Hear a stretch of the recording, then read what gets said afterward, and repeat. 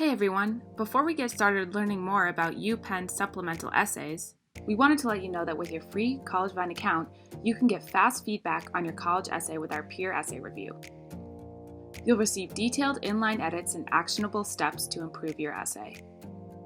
If you want to become a better writer, you can also review another student's essay.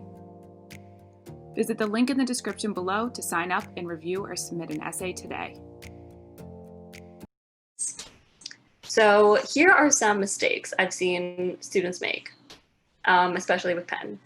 And those are comparison, making generalizations, name dropping, presumptiveness, prioritizing breadth over depth, and emotional appeal. So we're going to get into what all of these look like.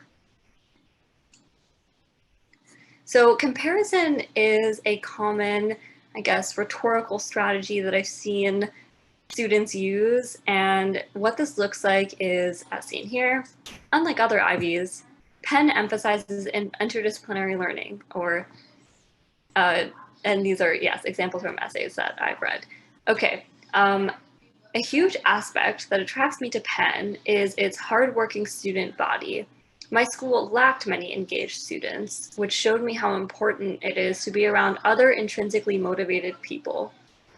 So it's really not necessary, and I don't encourage one to compare Penn to another institution to illustrate why you want to attend, because comparison forces something by nature, I guess here, to not look as good or to look bad in order to elevate Penn. And that colors your sentiment with, as I wrote, like an air of negativity, and I want this because I like this because it's better than this other thing.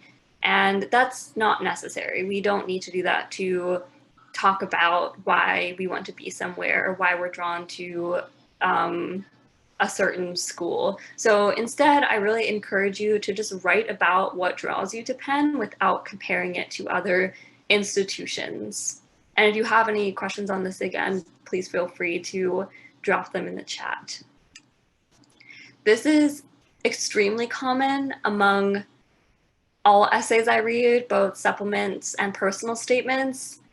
And generalizing is always going to, I think, cause an admissions officer to glance over your essay and become disinvested. So, quote here, I'm applying to Penn for its low student-to-faculty ratio, emphasis on interdisciplinary learning, and one-of-a-kind research opportunities. So Penn can really be swapped out for a number of other institutions. There are many institutions that have low student-to-faculty ratios. There are many institutions that emphasize interdisciplinary learning and research, and it's true that Penn is strong in these areas, but in order to illustrate why you're drawn to interdisciplinary learning, for example, like we saw the essay excerpt that did that, but it did so through specificity, through an example, and it speaks to, again, that individual applicant's intention or like how they want to pursue interdisciplinary learning at Penn, rather than speaking of it as a generalization. Otherwise it's vague, and the admissions officer doesn't know what you mean by that and why interdisciplinary learning is important to you. So so this also shows that the student has not done adequate research, or if they have, they're not able to articulate what their research showed. And I think a good way to subvert this, or like make sure this doesn't happen, is to be specific, to find programs or courses, professors that are really only offered at Penn, and explain why. Because if you want to attend the school, like explain why you want to legitimately attend. What program are you interested in? What course do you want to take? What professor is there that only Penn offers? This will ensure that you are not generalizing in your essay.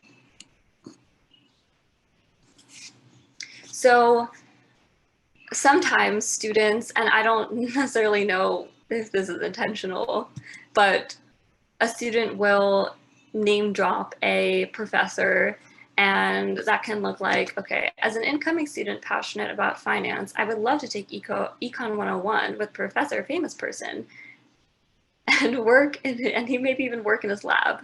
Redacted professor's name. So I would really recommend that one avoids mentioning a professor unless their work fits with your established interests and professional goals, and only if you are able to articulate why this is so. Otherwise, it might come off as disingenuous.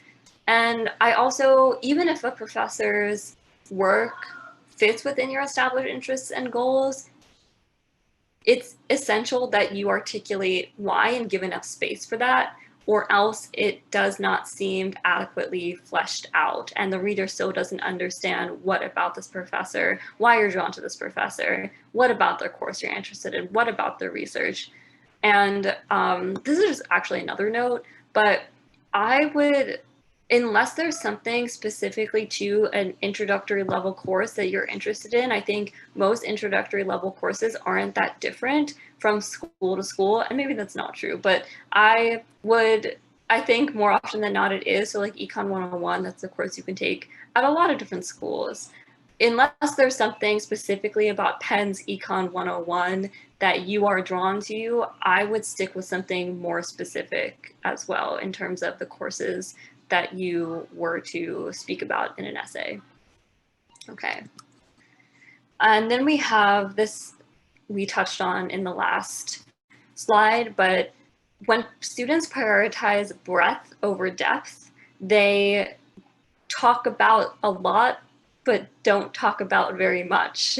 So that can look like, I'm interested in Penn Global Seminars, specifically Culture, Health, and Development in Ghana.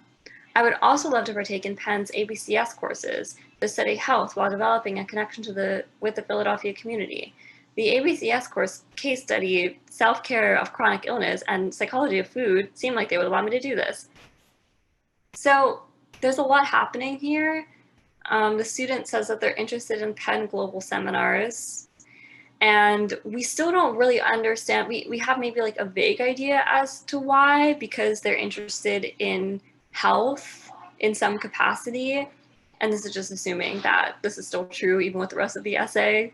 But we know that they're interested in health in some capacity, but we don't really understand what about this course. What about Penn Global Seminars, which is a course that part of it is on Penn's campus, and then I believe like over spring, winter break, or over the summer, you are able to travel to another country as part of that course. So the student doesn't really talk about why that intercultural element and hands-on aspect of immersiveness of this course is important to them. We just know, like, there are many courses that allow you to study health, but why this course? So that could really take up an entire paragraph or like 2 paragraphs. And then the student goes on to write, I would also love to partake in Penn's ABCS courses, which are essentially community-based service courses. So I did an ABCS course at Penn, and part of the course, or a lot of the course, is working with a community that Penn has a connection to, is within Philadelphia. And as we can see here, that can be like self-care, chronic illness. So learning from, speaking with patients who are chronically ill in Philadelphia, and then seeing what they do for self-care. So that's what an ABCS course is, something you might want to look into for your application. But anyway, this student says, I would love to partake in Penn's ABCS courses to study health while developing a connection with the Philadelphia community. The ABCS course, case study, self-care, chronic illness, and psychology of food seem like they would allow me to do this. So again, we have a lot going on here. I think really within the whole community essay, which isn't that long in itself, I would recommend not choosing more than like 2, 3 max things to write about, because when you are able to fully dive into what about a course are you interested in, why self-care and chronic illness, what can we learn from you about your interest in this course, are you interested in patients who are chronically ill, and why, and how, like, why is it important for you to have a course that is not in a classroom, that you're interacting with real people, and etc. So we don't learn that much about the student because they don't tell us that much in terms of like why they're interested in these courses. We just know what they're interested in, but we don't get the why. And when we don't get the why, we don't get the individual narrative about each student. And that is what an admissions officer does not feel connected to. They connect with you through your story, and your story comes through when you're able to explain who you are, what you value, and how that will be reflected in the community you want to, where you want to be at Penn, or the courses you want to take. Okay, and then this mistake I've seen is, I just said presumptiveness, but I guess what that looks like is here, like, for example, and I don't think this is the intention whatsoever, but regardless, this is what that can look like. So, for example, one plan I have is to recruit many more people in Penn Buddhism, many more people, oh gosh, I guess that person meant to write, in the Penn Buddhism Club that currently has only 3 members. Okay, and also this is like a first draft, I'm pretty sure. So, you know, we all have to, our writing process requires us to write many drafts, and it's totally normal and okay to not get it right the first time, or the second time. And essentially, this student is saying, like, stating their plans to revamp an organization, and that may come off as an imposition, since, you know, you're not, when you're applying to Penn, you're not really part of the community yet, and you're not super familiar with what the community needs, or like in this example, the Buddhism Club. Unless you've spoken to the members of the club, you are not familiar with the wants and needs of that group. Like, maybe they don't want to expand. Maybe they want to be a small club. Maybe they have a lot of applicants, but they don't accept that many for whatever reason, because they like to have a small group of people. So if you are going to talk about how, like, if you're interested in writing about a community with a minimal presence on campus, which I actually see more than you might think, then I would really consider reaching out to its members to learn more about their mission and goals and what their needs are. And then you can talk about that in your essay, like why you connected with them, if that is still something you want to write about. But I wouldn't use this as an opportunity to show your vision for Penn and how you want to, like, critically revamp a group that you are not a part of. So instead, I would focus on something else you could contribute that wouldn't require you to make these dramatic changes, or look at another club, extracurricular, whatever it is that you are drawn to. And then the last example is using emotional appeal. So I've seen students write, like, for example, when I visited campus, the school already felt like home. And the statement in itself is a cliche, so we don't really hear your voice in it, because when we use cliches like, I felt like a kid in a candy store, it felt like home, like, that it prevents your voice, your unique voice, from coming through. And then it also has no substance. We don't know what that means. I would just avoid making statements like this entirely. Yeah, so I would say those are the most common mistakes I see students make when writing Penn essays or other supplement essays.